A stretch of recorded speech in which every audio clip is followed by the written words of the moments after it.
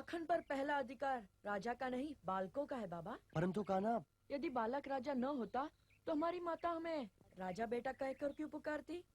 देखो कान्हा, राजा बेटा और राजा में बड़ा अंतर होता है। यदि माँ राजा बेटा को माखन न खिलाए तो वो सेना लेकर थोड़े ही चढ़ाता है। और फिर हमें तो माखन और दूध राजा को कर के रूप में भेजना पड़ता है ना, समझे लल्ला?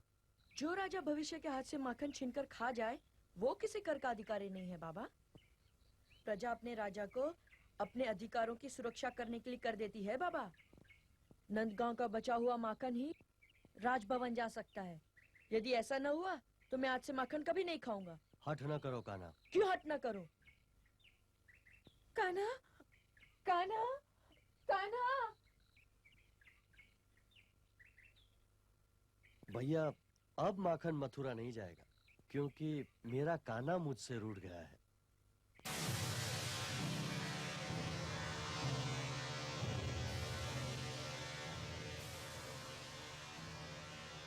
नंदगांव से आज भी दूध और माखन नहीं आया महाराज। आज भी नहीं आया। महामंत्री। जी महाराज। सेनापति को आदेश दो कि सेना की एक टुकड़ी नंदगांव जाके सारी गईयों को हाँक लाए। जो आ क्या महाराज।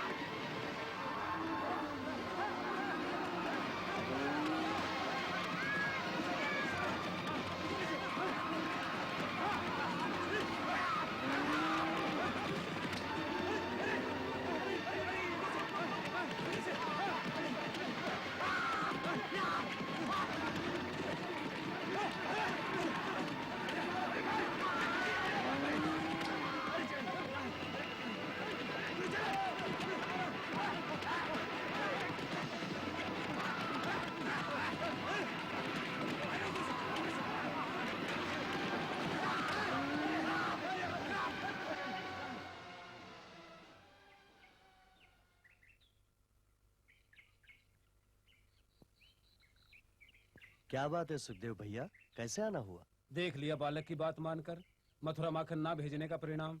जब हमारी गैया ना होंगी तो हमारा क्या होगा? जिएंगे कैसे? तो रक्षा क्यों नहीं करते अपनी गईयों की? सामने कंस की सेना है कान्हा, हम ग्वालियर सेना का सामना कैसे कर सकते हैं? वो ठीक ही तो कह रहा है कान्हा। क्या हम कंस की सेना का सामना कर पाएंगे? उनके शस्त्रों के आगे भला हमारी ये बांस की लाठियां क्या टिकेंगी? तुम बांस की शक्ति को नहीं जानते। चलो मेरे साथ।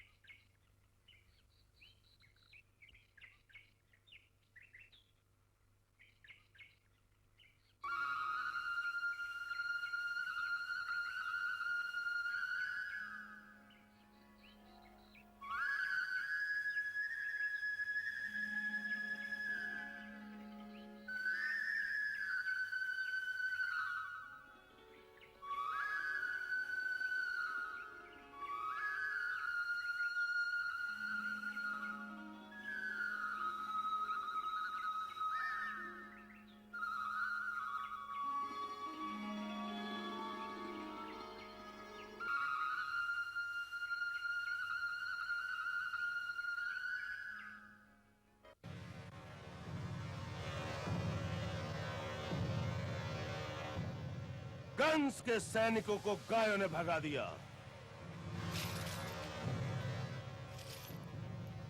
गायों से भाग आने वाले सैनिकों को मैं मृत्यु के सिवा दे भी कह सकता हूँ। दया महाराज। दया! दया तो मेरे पास है ही नहीं।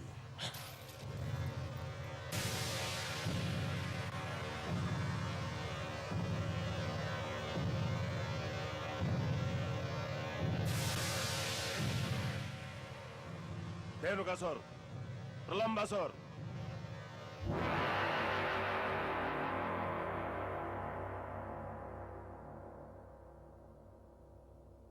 आज्ञा महाराज। नंदगांव के वासियों ने विद्रोह किया है। नंदगांव को जलाकर भस्म कर दो, भस्म कर दो।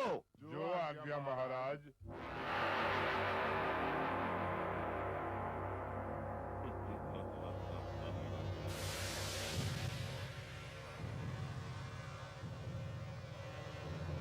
नंदगांव का सर्वनाश